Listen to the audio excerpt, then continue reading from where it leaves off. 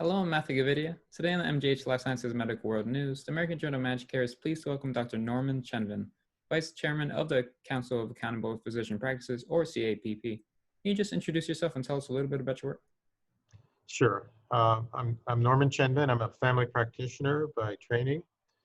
I founded Austin Regional Clinic, which is currently the largest outpatient delivery system in Austin, Texas, with 340 physicians and 28 locations. I've been a member of CAPP for its entire duration, which is approximately 15 years. CAPP, or Council of Accountable Physician Practices, promotes the organized delivery of care through physician-led medical groups, whether they're in conjunction with a larger system or standalone. Austin Regional Clinic happens to be a standalone, physician-owned, physician-governed group, but many of the CAPP groups are your large name brand groups such as Kaiser Permanente, Mayo, Cleveland, etc. Amid the COVID-19 pandemic, can you give insight onto the current state of the U.S. healthcare delivery system? So with the onset of COVID, it reminds me of what Warren Buffett once said, which was that when the tide goes out, you find out who's not wearing a bathing suit. And with COVID, the tide has gone out and has shown a lot of disruption in the delivery system, shown that we haven't been prepared. It has put a lot of financial stress as well as just care delivery stress on the system. I think that groups like CAPP groups, larger groups that have infrastructure and professional management and have planning capability into the future, have fared better than smaller groups that are pretty much reliant on their day-to-day cash flow.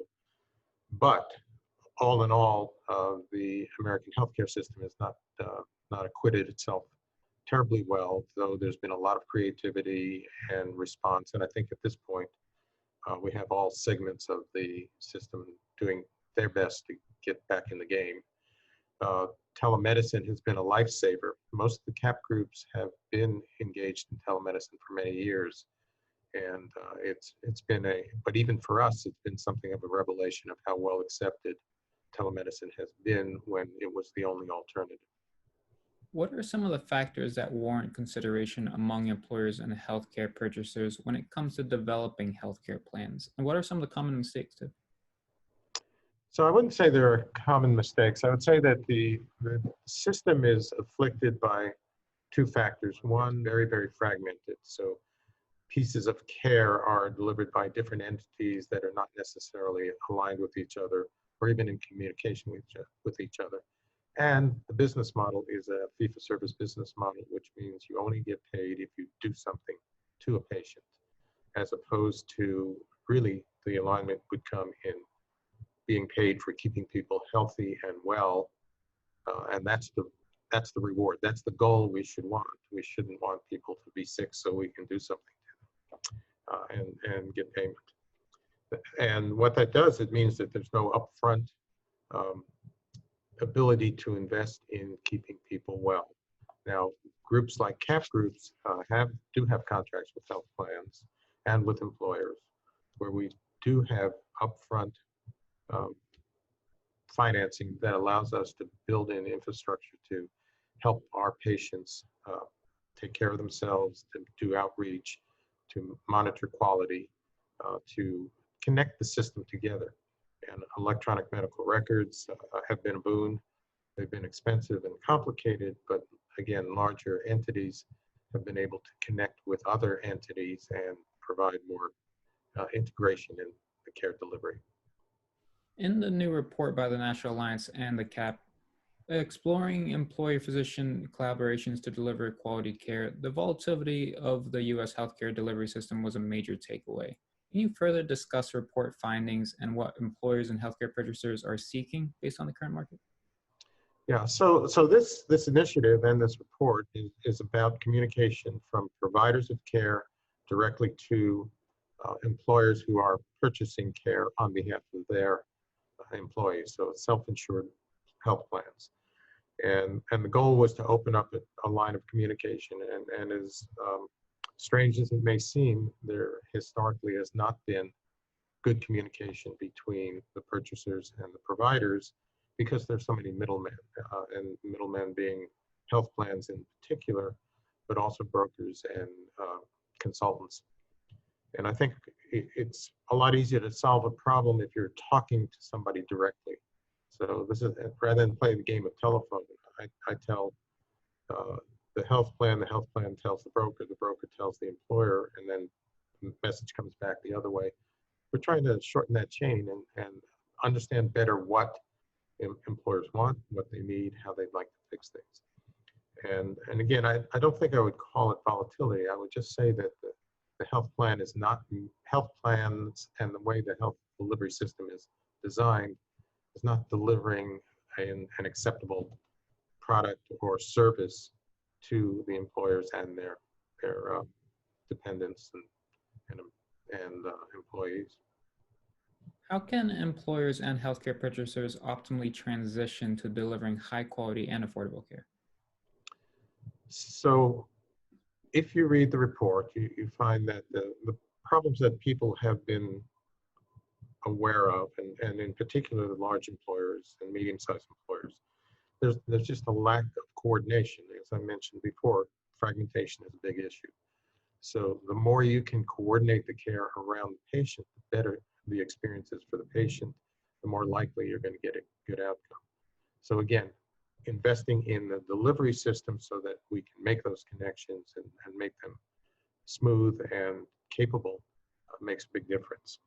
In addition, there's clearly been inadequate access to behavioral health, and there's been inadequate citing of behavioral health services within the primary care delivery system.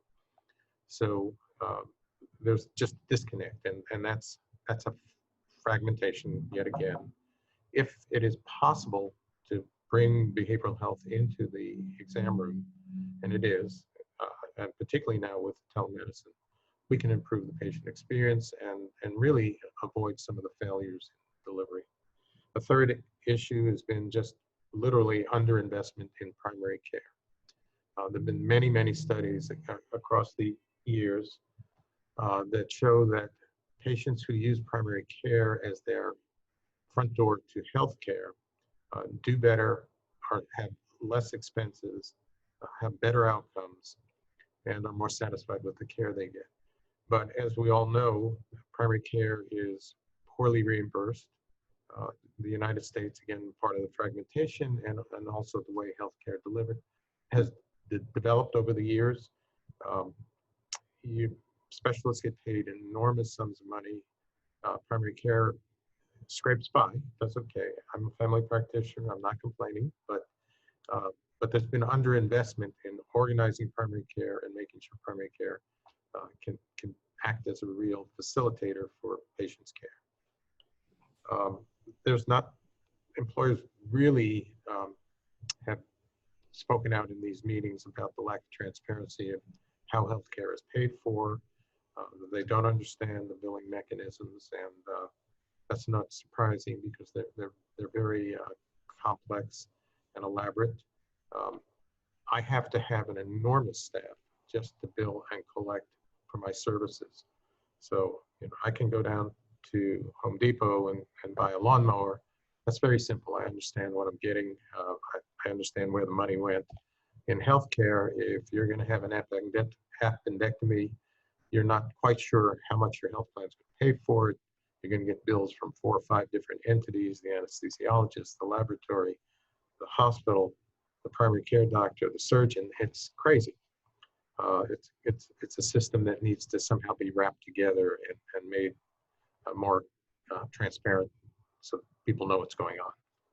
And then lastly, again, I've already mentioned this, that the way that reimbursement is structured does not encourage, incentivize, or reward physicians for continuity of care for their patients. And that has been changing over the years, but not quite enough.